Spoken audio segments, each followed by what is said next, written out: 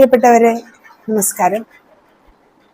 ഞാൻ കഴിഞ്ഞ വീഡിയോയിൽ നിങ്ങളോട് പറഞ്ഞിരുന്നു അരമണിക്കൂർ സമയമെങ്കിലും നമ്മൾ പ്രാർത്ഥനയ്ക്കായി മാറ്റിവെക്കണമെന്ന്. അതിൻ്റെ ആവശ്യകത എന്താണെന്ന് ഞാൻ പറഞ്ഞിരുന്നു. ഒരു കുടുംബത്തിൽ ഒരാളെങ്കിലും പ്രാർത്ഥിക്കുന്നതാണെങ്കിൽ ആ കുടുംബം സേഫ് ആയിരിക്കും. കാരണം ഇന്ന് നമുക്കറിയാം, ഓരോ കുടുംബത്തിലും മദ്യത്തിൻ്റെയും മയക്കുമരുന്നിൻ്റെയും പിടിയിലാണ് നമ്മുടെ തലമുറ. മക്കള് മാതാപിതാക്കളെ യാതൊരു ദാക്ഷിണ്യവുമില്ലാതെ കൊല്ലുന്നു, സഹോദരൻ സഹോദരിയെ കൊല്ലുന്നു. അങ്ങനെ മൊത്തം ഒരു ബഹളമയമാണ് നമ്മുടെ ലൈഫ്.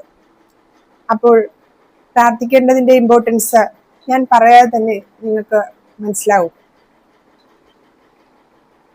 ഞാൻ കുഞ്ഞുനാളിലെ മുതൽ എൻ്റെ വീട്ടിൽ സന്ധ്യാപ്രാർത്ഥന കണ്ടാണ് ഞാൻ വളർന്നത്.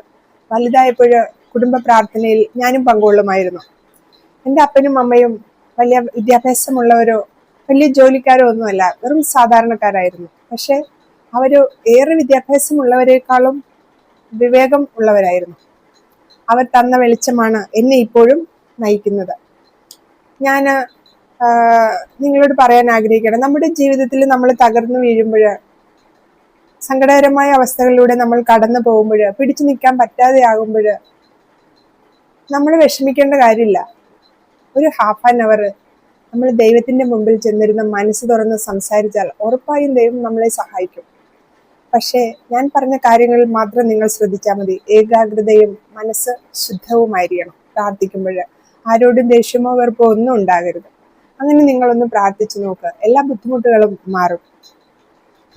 ജീവിതത്തിൽ നമ്മളിപ്പോൾ പ്രാർത്ഥിക്കുന്നതിന് അമ്പലത്തിലോ പള്ളിയിലോ മറ്റെവിടെയെങ്കിലും പോകണമെന്നൊന്നുമില്ല. നമ്മുടെ വീട്ടിൽ തന്നെ സൂട്ടബിൾ ആയിട്ടുള്ളൊരു സമയം ചൂസ് ചെയ്ത് നമ്മളെ മറ്റുള്ളവർ ശല്യം ചെയ്യാത്തൊരു സമയത്ത് ഏകാഗ്രതയോടുകൂടി നമ്മുടെ ജീവിതം ദൈവത്തിന്റെ മുമ്പിൽ തുറന്നു വെക്കുക. എല്ലാ കാര്യങ്ങളും ദൈവത്തോട് ഷെയർ ചെയ്യുക. ഉറപ്പായും ദൈവം നിങ്ങളെ സഹായിക്കും. എൻ്റെ രണ്ടാമത്തെ എക്സ്പീരിയൻസ് ഞാൻ നിങ്ങളോട് ഷെയർ ചെയ്യാം. ഞാൻ ഹോസ്പിറ്റലിലാണ് വർക്ക് ചെയ്യുന്നത് എന്ന് ഞാൻ പറഞ്ഞിരുന്നല്ലോ. എൻ്റെ HOD ആ സമയത്ത് ഒരു 3-4 വർഷം മുമ്പ് എൻ്റെ HOD സോന ചൗധരി ആയിരുന്നു, മിസ്സസ് സോന ചൗധരി.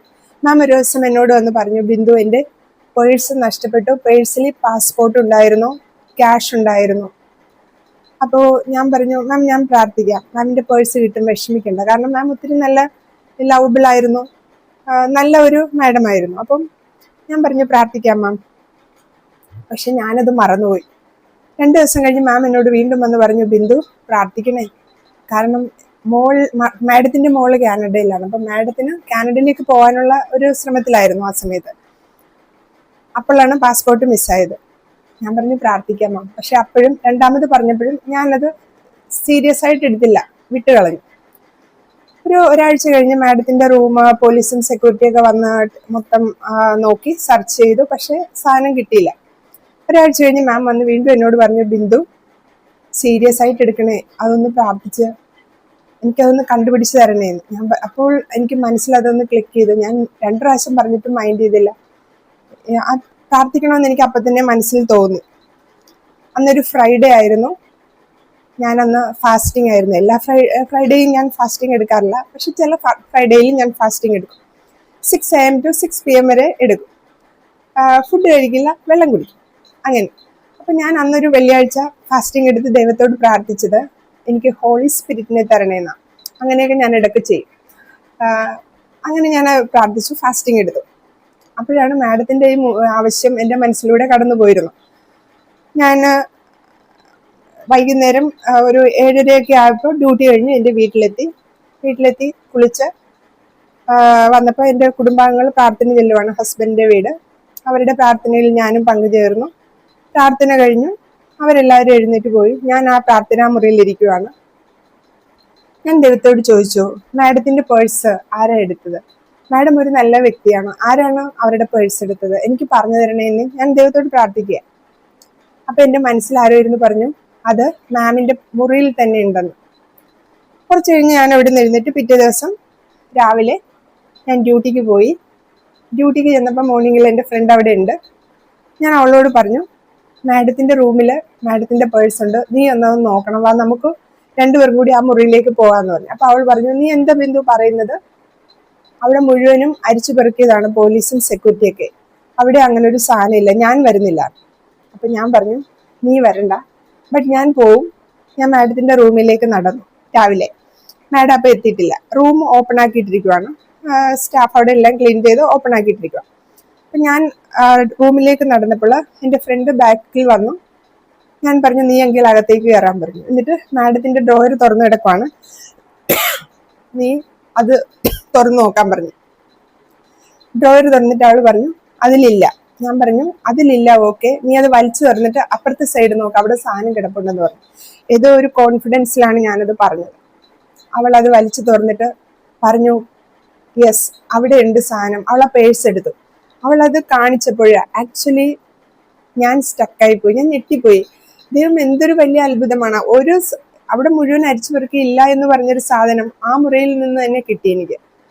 ഞാനും സൈലന്റായി, അവളും സൈലന്റായി പോയി. കാരണം അത്ര വലിയൊരു അത്ഭുതമായിരുന്നു അത്. ഞങ്ങൾ എന്നിട്ട് മാഡത്തിനെ വിളിച്ചു. മാഡവും ഹസ്ബൻഡും ഉടനെ തന്നെ അവിടെ എത്തി. എല്ലാവർക്കും ഭയങ്കര സന്തോഷമായി.